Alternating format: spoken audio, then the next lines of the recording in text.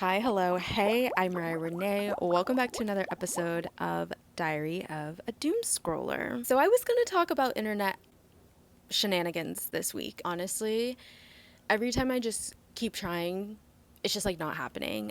Current world events are just like too insane and heavy for me in a way where I'm just like, I just can't like go off in girl world. I didn't have it in me, and I also haven't been on social media much this week. So I decided to not talk about the internet at all. So today we are going to do that. We're not getting into the online foolishness this week. This week we are focusing on how to disconnect from the internet and some hobbies that I have for you to help you meet said goal of staying off of the internet.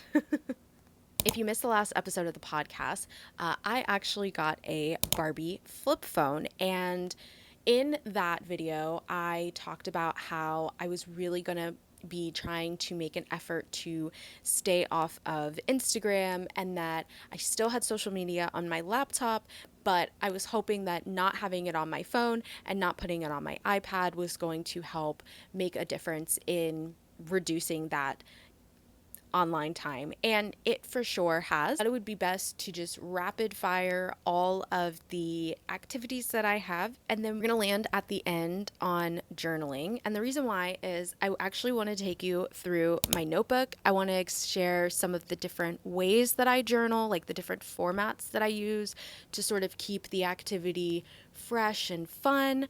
So let's talk about some simple life crafts: gardening, crochet, knitting, punch needling, walking, cycling, roller skating, roller blading, skateboarding, baking, cooking, fitness, weightlifting being what I'm going to suggest to you up here. And then if you want, though, things like Pilates, Zumba, bar are still really great ways to get yourself moving and usually are hosted in a group setting, so might help you feel a sense of community. Though I would definitely say invest your money in weightlifting over boutique fitness. I'm not a nail girly, but that doesn't mean that you can't be one. Do your own nails, girl. It's 2025. There are so many different nail supplies out there. You could do press-ons, you could do gel X, you could do acrylic, you could just get regular nail polish from the dollar store and go back to the good old days of regular nail polish designs. If beauty is kind of up your alley, you can play around with different application methods. If you are feeling like, when should I put makeup on my face? I've heard of makeup enthusiasts just doing it before they take a shower. That way they have nothing that they are rushing to do the look before. It's just going to be what they do to wind down. And then if it's ugly, no stress, no shade. You're just going to rinse it off in the shower. I don't know how comfortable I would be dyeing my hair, but it's something that you could do, and it is something that I have done in the past. I have been a victim of the Arctic fox semi permanent hair colors. I have had my very grape purple looking, black looking hair lift bubblegum pink by a professional. And so I don't know if I would do it again, but you could do it, or you could cut yourself some bangs, you could give yourself a trim, you could add some layers. Listen, I know that people are going to tell you leave your hair alone. You're talking to a girl who buzzes her hair every 5 weeks and has done everything under the sun to her hair and has never felt ugly doing it, okay? Since you're standing up doing your hair anyways, take an opportunity to do some stretching. Start by just trying to touch your toes or hold your balance on one foot while you're brushing your teeth. That can eventually start becoming your progress to trying to get a pistol squat, which is being able to do a squat on one foot essentially. You got to start somewhere. Start by just being able to balance with your foot out while you're brushing your teeth. Or maybe you're silly like me and you find yourself breaking into a few yoga poses on the squishy kitchen mat. I love to do yoga in the mornings when I'm waiting on my toast or on my coffee. Maintaining my potted plants is a hobby that I started with one baby fiddle leaf fig 5 years ago and couldn't help but continue to expand. I think I have like 40 plants today. you yourself could do YouTube videos. I find that from my end, the creative process that this requires does take a lot more effort and engagement than I expected. And so while it doesn't take up all of my day, I would say that between filming, editing, making thumbnails, trying to appease to the algorithm while still trying to just continue doing like your own thing, it does take some time. Editing, especially, is a time consumer and is still on a device. So if you are feeling sort of that phantom need to have a device in your hand, perhaps editing would be something that can make your digital time a little bit more productive. And you might be saying to yourself, I don't want to become a YouTuber, or I don't want to have to edit my own videos. Maybe you just start editing your own videos to develop an editing style so that you can market yourself for some gig work. There are YouTubers of all sizes who are interested in picking up independent editors, and it's usually as simple as, hey, you're going to get paid per video and maybe some commissions depending on view counts. And suddenly you've gone from being a digital content consumer to being a digital content creator. And I think that can feel really fulfilling and encouraging and as a good use of your time. Now, let's say absolutely none of those hobbies fueled you, sparked any type of joy. I got you, girl. Let's go through my notebook. Okay, so before we even make it to page 1, another hobby that you might do that I have found so much joy in, drawing with oil pastel crayon sticks. These are just little inserts from my cat's wet food, and I collect them and I exclusively draw with them with oil pastels. You girls have seen co-host Oreo on the channel plenty of times. Here's his little portrait. And since they're all over here, I'll go ahead and show you my other ones as well. So we're going to talk about some of the different formats that I like to do in order to keep journaling like fresh, engaging, new, all of the things. When I first started to try journaling, I would do the whole like make a list of 5 things that you feel grateful for, or buy a book with 500 different writing prompts. I think it's just because I am ADHD. I just don't think in narratives very much. I'm way more inspired by just little thoughts that take their little their little path to the bigger picture. Let's go through some of the different formats that make it so that writing never feels like having to come back to the same thing every single time. The first method that I like to do a lot and I really love is this clock method.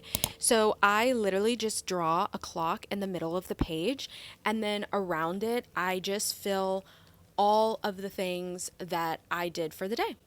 I really like to use this as a memory recall exercise because I find that, because I'm the most happy when I'm like just immersed in whatever I'm doing, and because I can get so sidetracked and I can get so deeply immersed in all of the things, and sometimes you get deeply immersed and then you don't even finish what you were doing.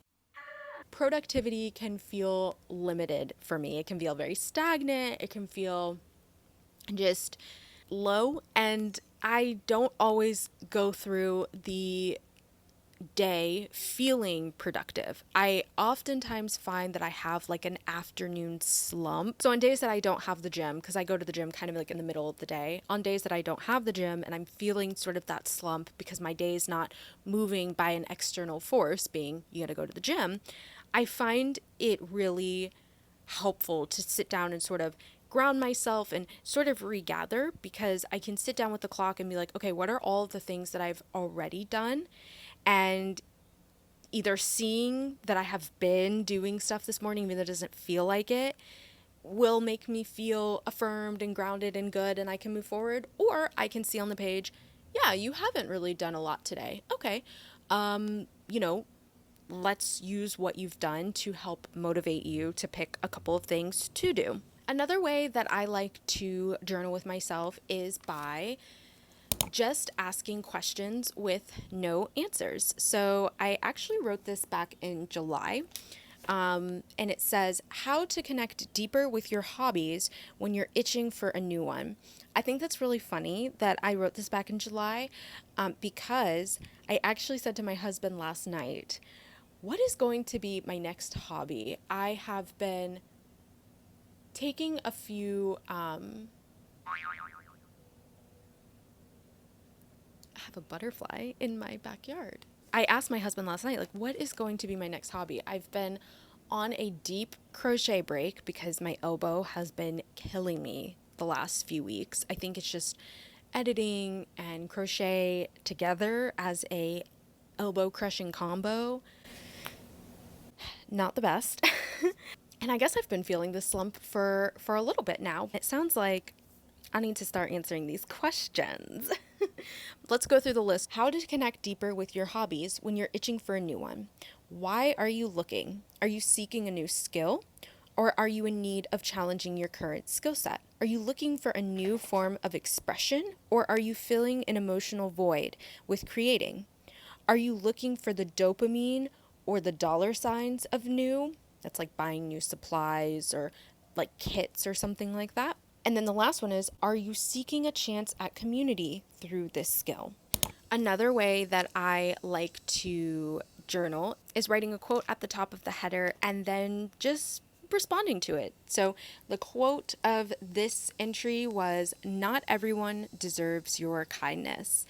And I said, it's not that I disagree, but compassion remains where kindness can no longer. So I had just been I was actually watching an episode of the Awake and Bake podcast, and Danny had just said, not everyone deserves your kindness. And basically the reason why I wrote it down is when I heard it, it kind of gave me a visceral reaction. And so I knew, oh, that's something you need to chew on a little bit more. And thus a journal entry came out of it. Sometimes my journal entries are simply just checklists that are going to help me achieve a goal.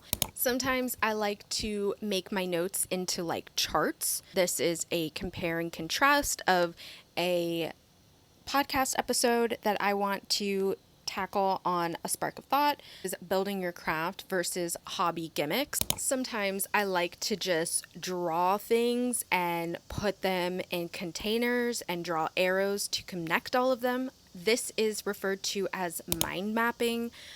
So I literally will just write down the thought that I have, and then I will just connect it with arrows, and I will allow my mind to just naturally progress through the information. This helps me really understand sort of my train of thoughts a little bit better, and helps me understand how I personally like to connect different ideas and what made me say that? Oh, I can go back and look.